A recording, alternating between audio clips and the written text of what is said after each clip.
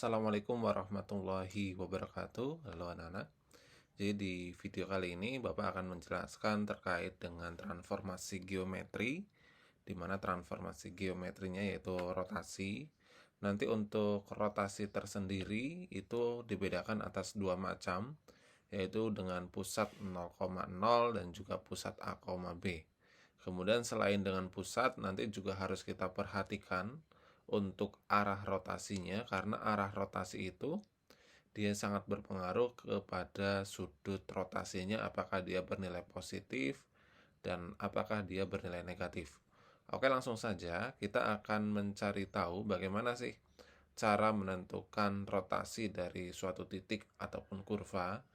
Jadi misalkan di sini kita memiliki suatu titik A, di mana koordinat titik A itu adalah x, y, dan titik A ini terhadap sumbu X dia membentuk sudut sebesar alfa gitu ya. Nah, ketika sudut A ini kita rotasi, artinya kita akan geser gitu ya. Kita akan geser OA-nya. Apakah OA ini ketika digeser dia panjangnya akan berbeda? Tentunya tidak ya.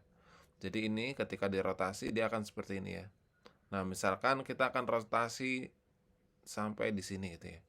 Maka akan muncul titik baru atau titik bayangan A aksen di sini ya. Di mana A aksen ini koordinatnya adalah X aksen, Y aksen. Nah, ini dirotasi sebesar berapa? Ini misalnya dirotasi sejauh beta gitu ya. Sejauh beta. Maka kita dapat membentuk suatu segitiga, di mana segitiga yang pertama itu sebelum dirotasi gitu ya. Ini misalnya kita bentuk segitiga OAB. Maka kalau kita perhatikan ya. Jadi sekarang kita perhatikan dulu segitiga OAB dan kita ingat perbandingan sisi pada suatu segitiga, bahwa OAB ini artinya kan OB ini panjangnya adalah X, kemudian AB ini panjangnya Y, dan OA ini misalkan adalah R gitu ya. Maka ketika misalkan sin alfa, maka kan dia perbandingan sisi depan dibanding dengan miring, atau Y per R. Sehingga Y ya itu dia sama dengan R dikalikan dengan sin alfa.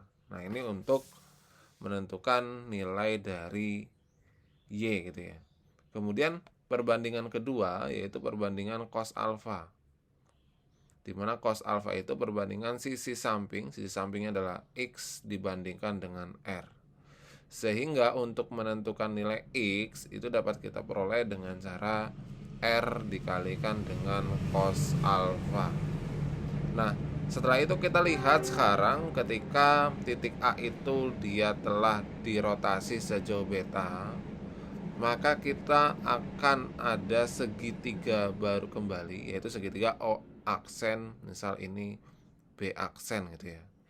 Dimana panjang dari O ke B aksen itu adalah X aksen gitu ya, karena koordinatnya adalah X aksen, Y aksen. Dan panjang dari A aksen ke B aksen itu adalah Y aksen. Nah, kemudian setelah itu, sekarang kita perhatikan segitiga O A aksen B aksen yang kedua ya. Jadi perhatikan segitiga O A aksen B aksen. Nah, kalau kita perhatikan untuk tadi kan untuk menentukan Y itu sama dengan R sin alfa, maka untuk menentukan Y aksen itu dia sama dengan R sin. Nah, sudut pada segitiga O aksen B aksen itu adalah alfa plus beta. Maka di sini alfa plus beta. Nah, sekarang kita ingat aturan jumlah dan selisih sudut, yaitu bahwa sin alfa ditambah beta itu dapat kita jabarkan. Dia menjadi sin alfa kemudian kali cos beta, kemudian ditambah dengan cos alfa dikalikan dengan sin beta. Nah, sehingga tinggal kita kalikan aja dengan R-nya. Sehingga R dikalikan dengan sin alfa cos beta, kemudian ditambah dengan R dikalikan dengan cos alfa sin beta. Nah, sekarang kita perhatikan di sini, R sin alfa itu tadi dia sama dengan apa ya? R sin alfa itu dia sama dengan Y. Dari mana? Dari sini ya. Nih, bahwa R dikalikan dengan sin alfa dia sama dengan Y. Maka ini bisa kita ganti, dia menjadi Y dikalikan dengan cos beta, kemudian ditambah dengan R cos alfa. R cos alfa ini sama dengan apa? Oh, R cos alfa itu dia sama dengan X. Maka di sini X dikalikan dengan sin beta. Nah, ini adalah cara menentukan bayangan dari Y. Nah, kemudian untuk menentukan bayangan dari X bagaimana? Untuk menentukan bayangan dari X, berarti X aksen ya. X aksen itu dapat kita peroleh dengan cara, kalau tadi X itu dia sama dengan R cos alfa, berarti X aksen itu sama dengan R cos ya. Alfa plus beta. Nah, kita ingat juga rumus jumlah dan selisih bahwa cos alfa tambah beta itu sama dengan cos gitu ya. Cos alfa kali cos beta, kemudian ditambah dengan sin gitu ya. Sin alfa kali sin beta.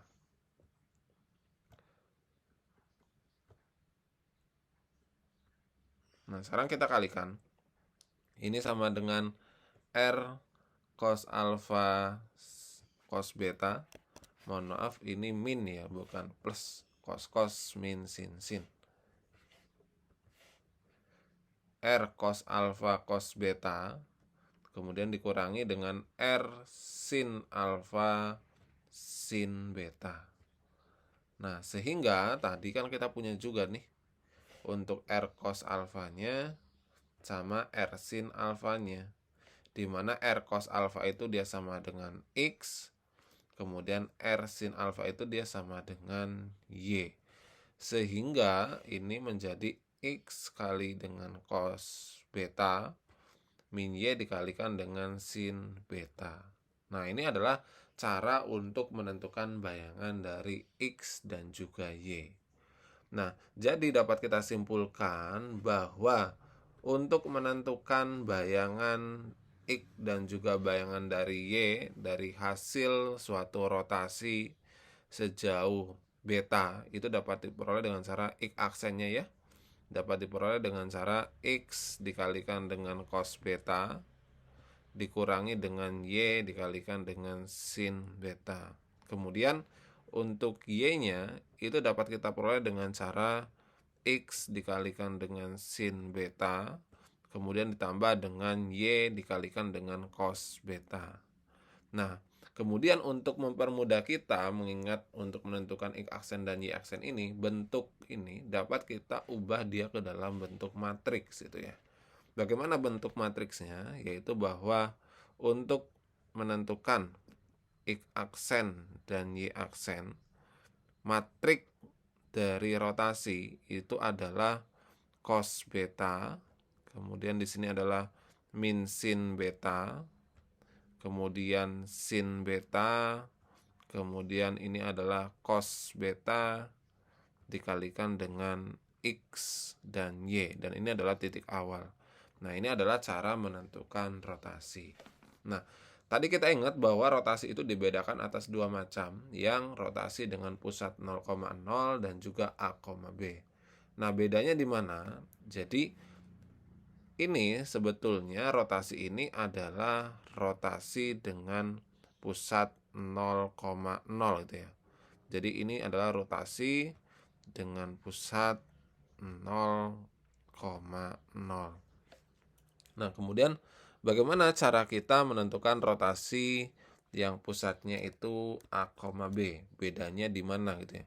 Sebetulnya bedanya itu cukup sedikit, yaitu hanya Bapak akan tuliskan terlebih dahulu di sini bahwa untuk rotasi dengan pusat A, B, ini ya, rotasi pusat A, B itu tinggal X dan Y-nya dikurangi dengan pusatnya gitu ya. Dikurangi A dan juga dikurangi B. Kemudian setelah itu ditambah dengan pusatnya, yaitu A dan B. Nah, ini adalah cara menentukan rotasi suatu titik ataupun suatu kurva di rotasi sejauh beta dengan pusat 0,0 dan juga A, B. Nah, tadi juga bahwa rotasi itu dipengaruhi oleh arahnya. Bagaimana arahnya? Jadi arah pada rotasi itu ada dua macam ya. Ada yang searah dan juga ada yang berlawanan. Jadi arah rotasi ya. Arah rotasi itu terdapat dua macam. Yang pertama itu adalah berlawanan dengan arah jarum jam. Kemudian yang kedua arahnya itu adalah searah dengan jarum jam. Bedanya apa? Bedanya itu adalah terhadap sudutnya. Kalau dia berlawanan berarti betanya dia lebih dari 0 sudutnya ya. Kemudian kalau searah dia betanya kurang dari 0. Jadi kalau pada soal nanti disebutkan dia itu sudutnya searah, maka sudutnya itu adalah negatif. Maka karena ada arah rotasi ini, kita ingat ya, ingat dua identitas pada trigonometri bahwa nilai dari sin min x itu dia sama dengan minus dari sin x. Kemudian yang kedua, nilai dari cos min x dia sama dengan cos x ya. Karena untuk menentukan nilai pada suatu trigonometri, kita harus mengubah sudutnya itu menjadi sudut yang positif terlebih dahulu. Nah, itu adalah cara bagaimana menentukan suatu rotasi dengan dua pusat tadi dan juga tentang arah rotasinya. Oke. Kita akan coba contohkan beberapa soal terkait dengan rotasi. Ini untuk soal yang pertama. Di sini ditanyakan bayangan titik P 2,3 jika dilakukan oleh rotasi sejauh 90 derajat dengan pusat 0,0. Oke.